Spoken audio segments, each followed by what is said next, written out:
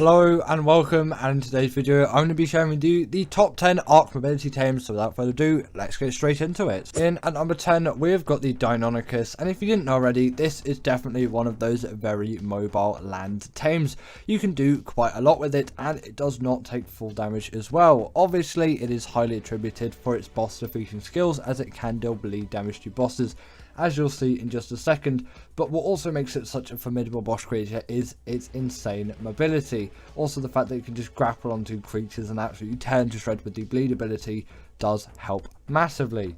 Again, these creatures, if I haven't said already, don't take full damage, which really adds a lot of fluidity into the movement of these creatures, as yes, obviously you can mitigate full damage by just dismounting last second before you hit the ground, but you can just, it feels a lot nicer, is what I should say, to move around with the creature where you don't have to do that at every steep cliff or drop. And obviously flyers will help you get away from that, but when you're using some just land creatures, it helps when they don't take full damage, and the Dinopithecus doesn't.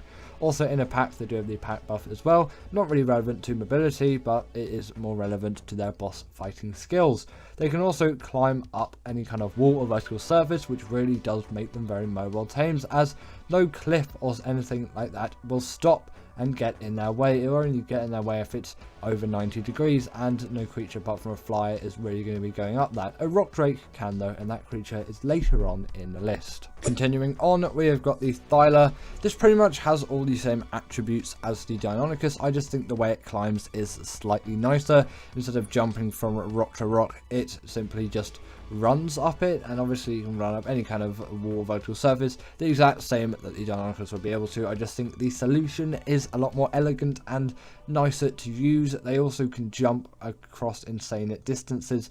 Sadly they do take full damage, but it's not the biggest issue in the world, and with their slightly nicer climbing, I do sort of prefer these things in the mobility aspect, although they cannot be attributed for their boss fighting skills, because although they can deal the bleed ability, they lack any kind of pack buff, and just let alone they're not even allowed into boss fights because of their climbing ability. Yet the Dinopithecus is, I'm not sure what kind of climbing it can do in boss arenas, if any, because I'm not sure how that has been allowed through, whereas this creature hasn't.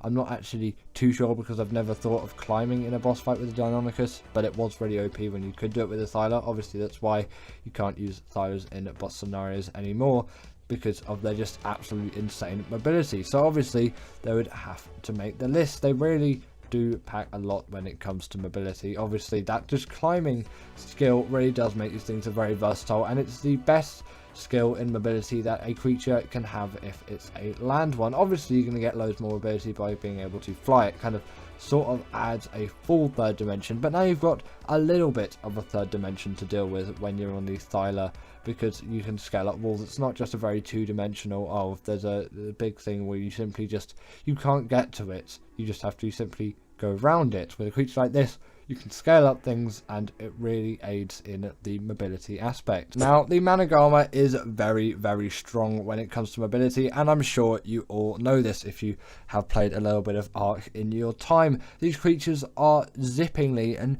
zoomingly fast, if there are even words that you can find in the English dictionary.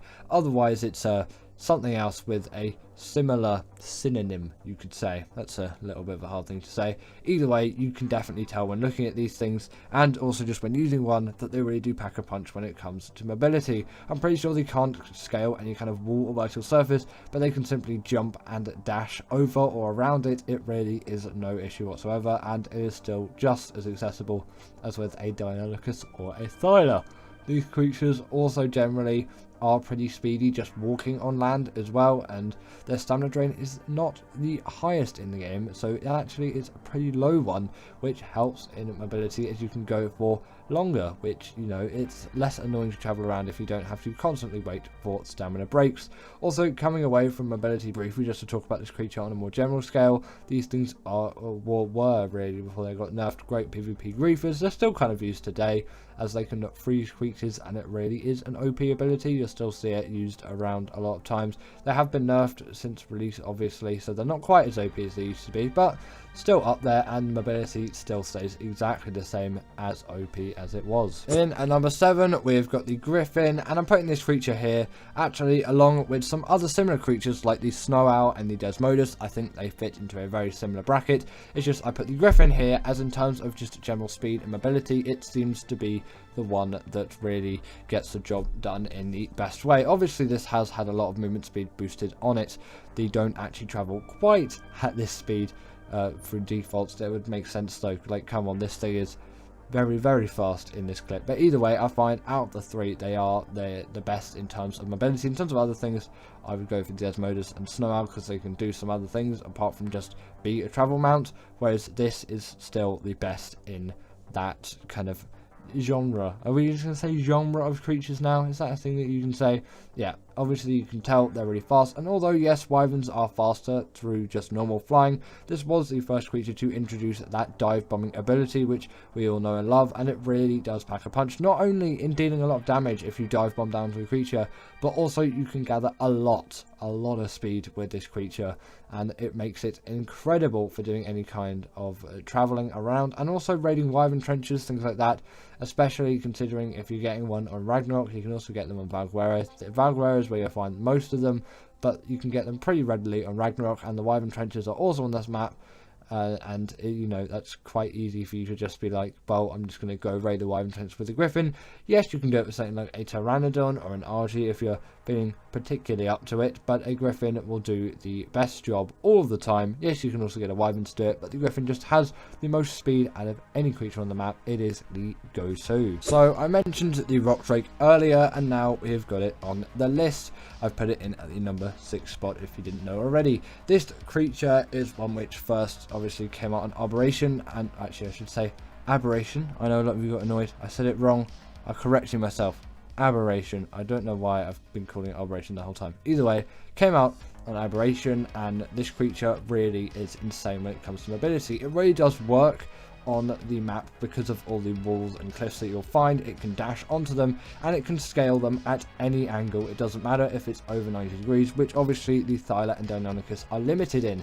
It does not matter on the gradient for this creature though. You can just get so much more done in terms of a map like Aberration, but also in general terms you will find places up mountains and cliffs, especially in ASA with the wacky terrain all over the place, that is over 90 degrees. And I know Aberration hasn't come out yet on Ark Survival Ascended, but you can still get a Rock Drake in the game and use it, and I find they are actually really nice speeding across the island because of the wacky terrain going constantly over 90 degrees. They actually still can get at it without just falling off like the Thyla and the Dine would, and they really work well for all of that. Also, generally they are pretty quick and snappy. As a glider as well, you really can get a lot done. They're like the Maewing, but not quite as OP as that. That is also another creature which is later on in the list, but they really do deserve to be here in my opinion. You can get a lot done in terms of mobility with the Rock Drake, and generally all round they are really great strong creatures for combat. You can absolutely cheese Rockbreath if you have some Lazarus Chowder with it on Aberration, of course, not the Gen 2 one, so they really do deserve to be here. In at number 5 we have got the Bloodstalker, and this creature really does need to be here for me because it is my favourite underwater travel mount of all time. Nothing really beats it. Also, just as a general all-rounder, its travelling capabilities and mobility capabilities are absolutely insane, and it definitely does deserve a place on this list for that. It really is unmatched in all of that, especially also considering it can travel on the top of the water as well, not just in it. You can also steal the aggros of the creatures, helps in a very low mobility environment, and it's so speedy. Like, super speedy creature. As far as I'm concerned, I've put no extra movement speed on this Bloodstalker, so this is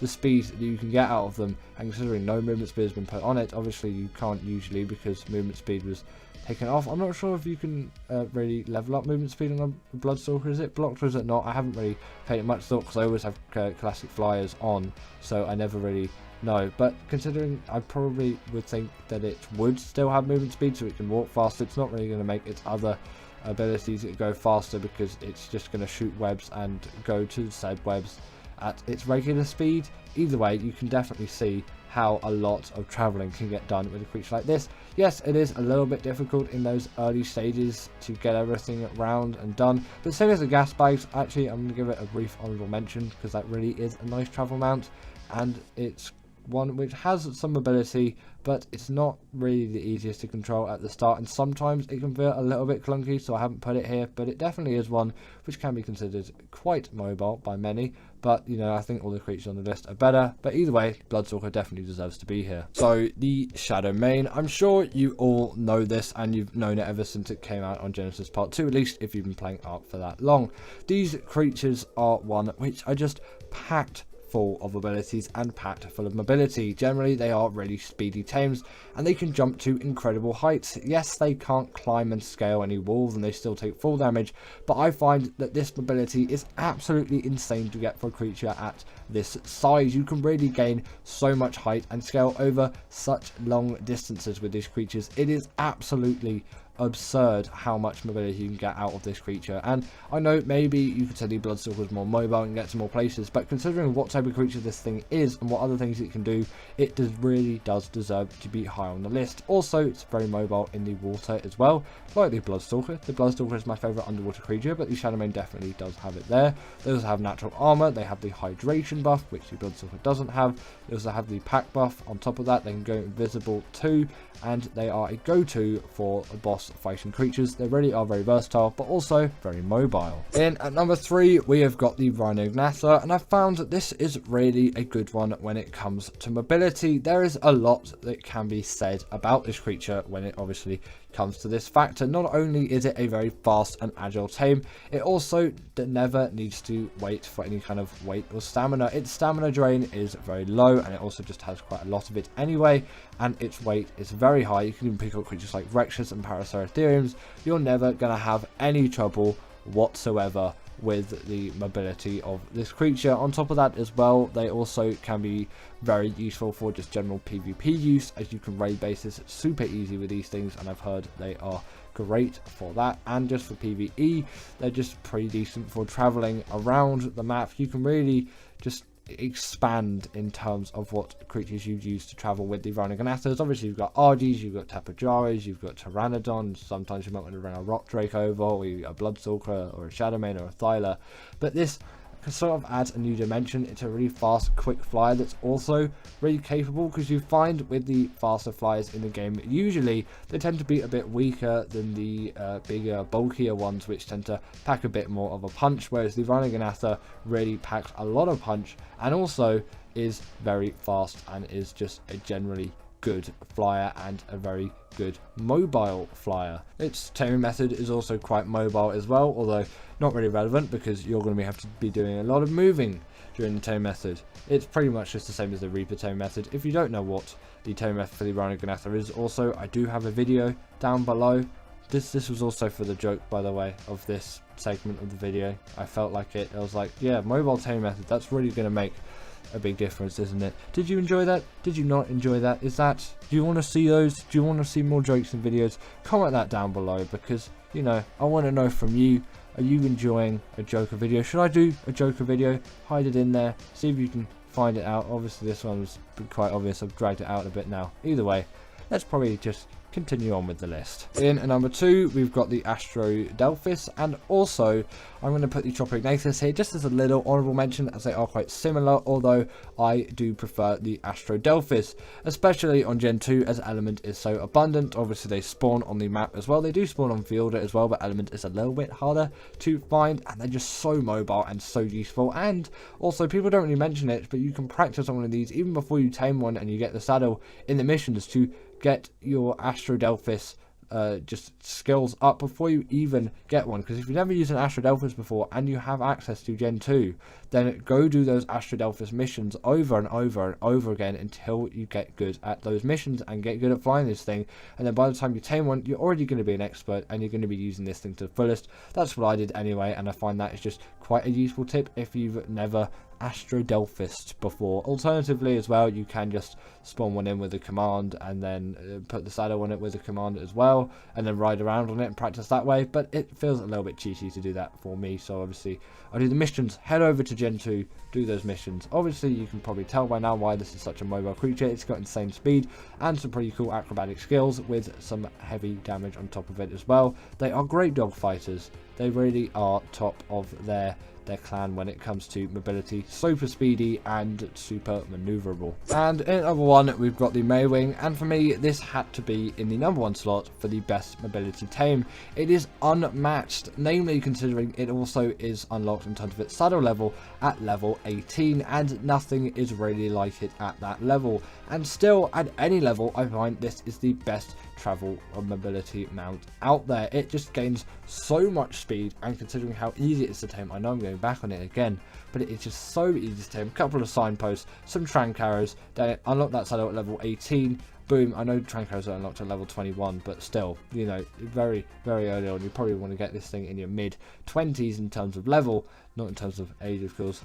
Accessible for all ages, I should mention. And then you've got yourself a really speedy, great glider out there, and it's just unmatched when it comes to performance. You really, even if the terrain is flat, you can just get a lot of agility with this thing, and maybe a little bit difficult to control when you start using them. Again, practice on those missions on Gen 2 if you don't before you get one, or even once you've got one. Just keep practicing. It's a really easy controlled environment, and you've got no other enemies and stuff in your way. They also are a portable feeding trough. They can gather berries and also glide on top of water, and they're pretty good swimmers too, but they really are the king of mobility. And give it up for our patrons, Ekaterina Puchkova and Karina Thorne, Dominic Maciejewski, sorry about that name, and everyone else that's on this list. All the people I've mentioned are paid members, and if you feel like that's something you want a shout out at the end of the video, go join the Patreon or become a paid YouTube member.